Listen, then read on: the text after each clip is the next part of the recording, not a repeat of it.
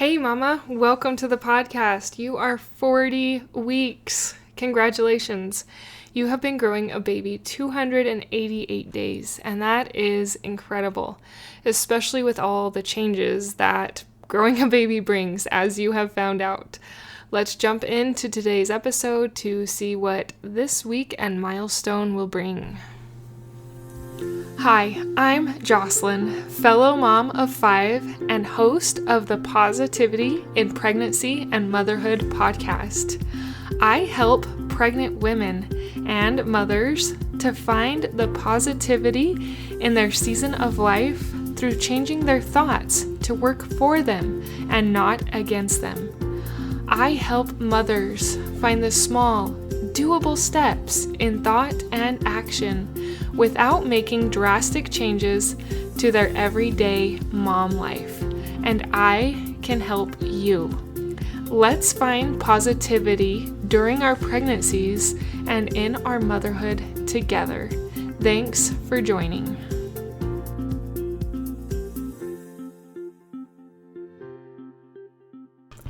So typically, pregnancy is known to be about 40 weeks long. They give you a due date, which is actually just an estimate.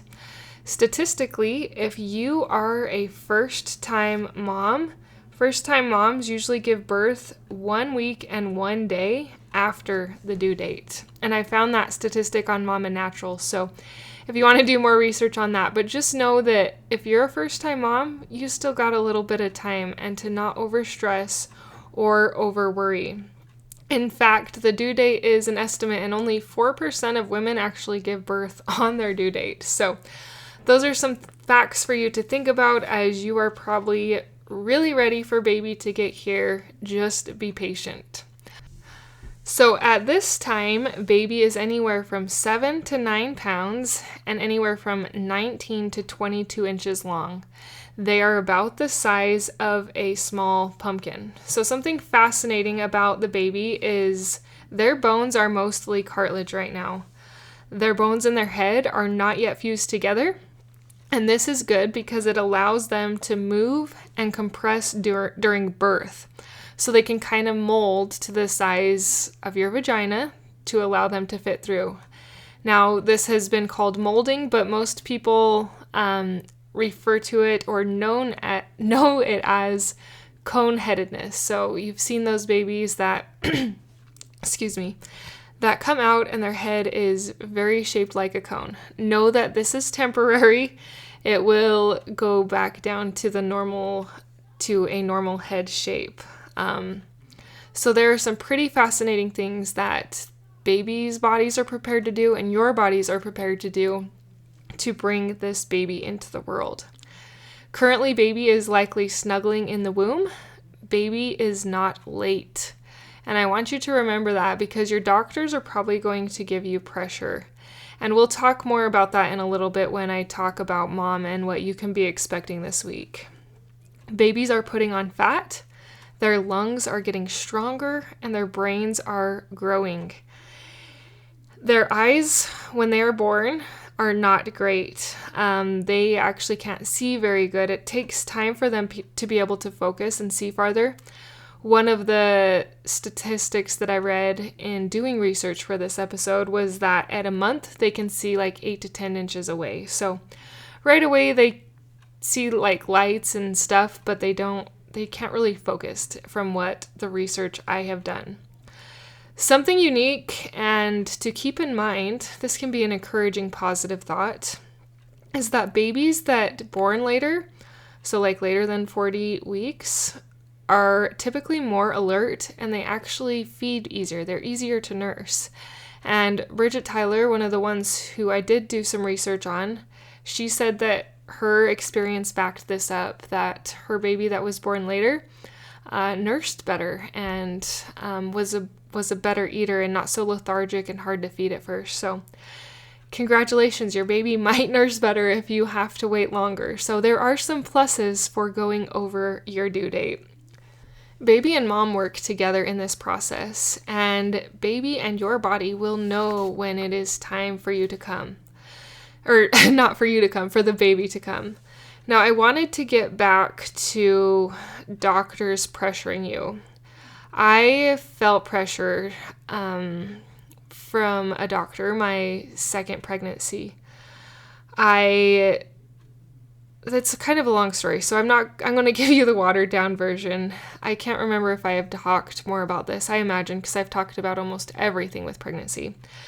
Nonetheless, he was pressuring me to be induced. I was starting to have some bloody show a little bit and just was feeling a little scared and uncertain because my first pregnancy ended in an emergency C-section. So I was, I guess you could say, a little bit unintentionally ignorant, and so he was pressuring me to be induced.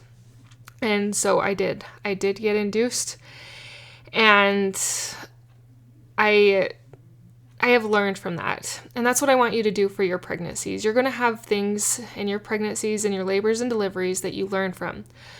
So I learned from that, and it took me time to really figure out where I stood on what I desired in pregnancy. If you are healthy with no complications, there's no reason to believe that your placenta is going to stop producing for your baby. And some providers may pressure you to feel that somehow at 40 weeks, your placenta stops providing for your baby. Like I mentioned, if you are healthy with no complications, there's no reason to believe that that placenta is going to stop taking care of your baby. Now, if there are other conditions, that's a different story. But for those circumstances, allow your baby to be in there. It is okay. Like I mentioned at the beginning of the episode, especially if you're a first-time mom, they usually always go overdue. The placenta is still giving the baby plenty of nutrients. Something for you to do could be to walk in nature, get some fresh air. Walking is so good during pregnancy, and it can be so good to help get labor going.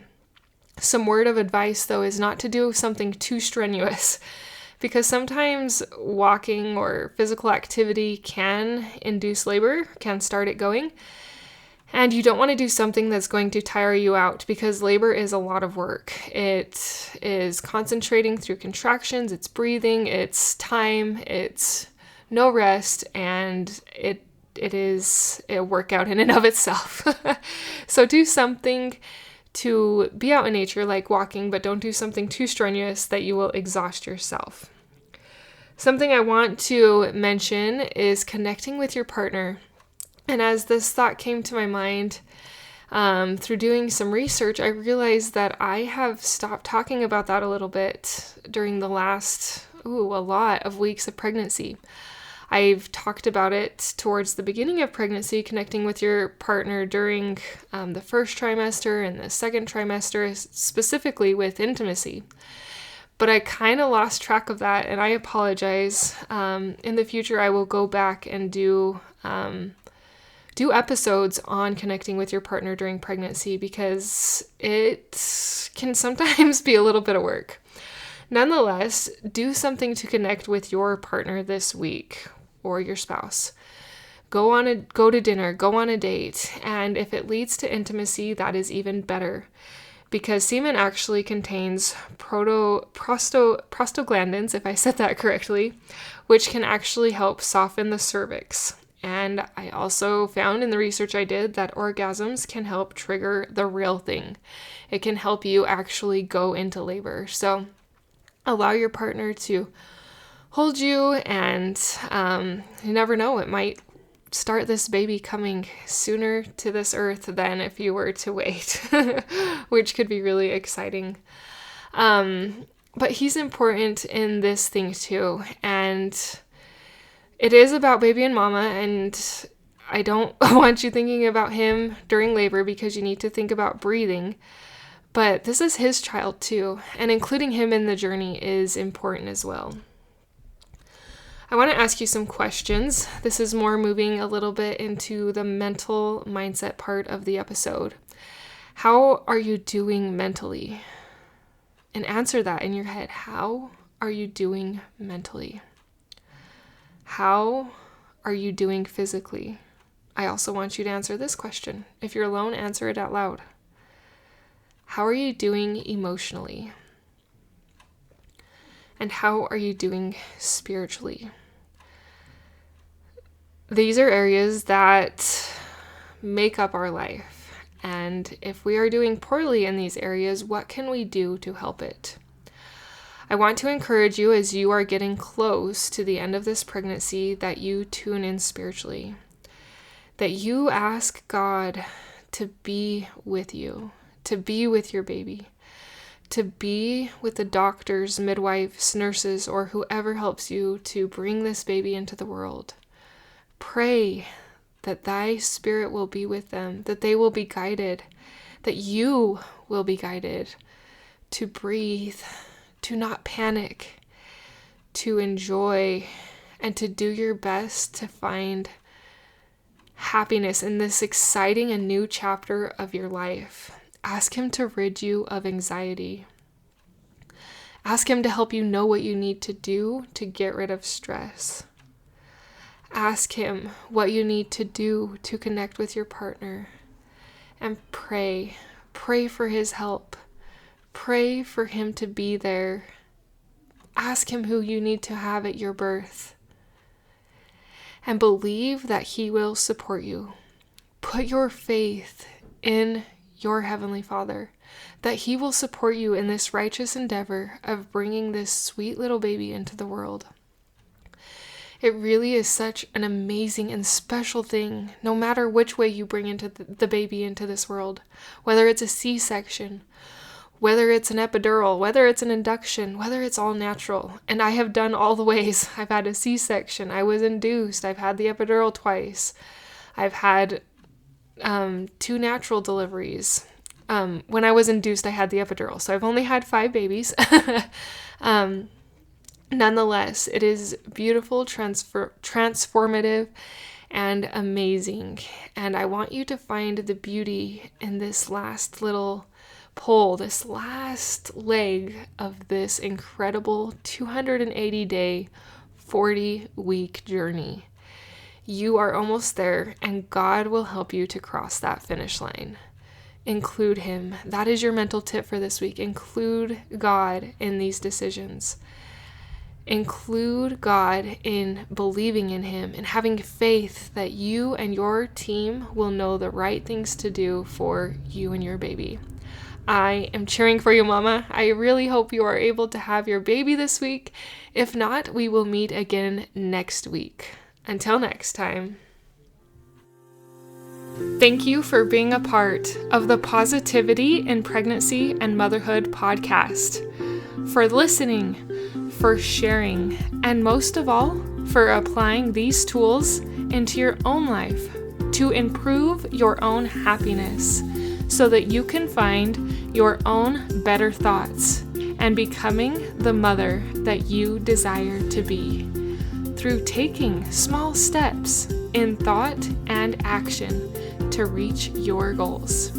If you are a mother who has an inner desire to enjoy motherhood and pregnancy better, but you are having difficulty figuring it out, I can help you.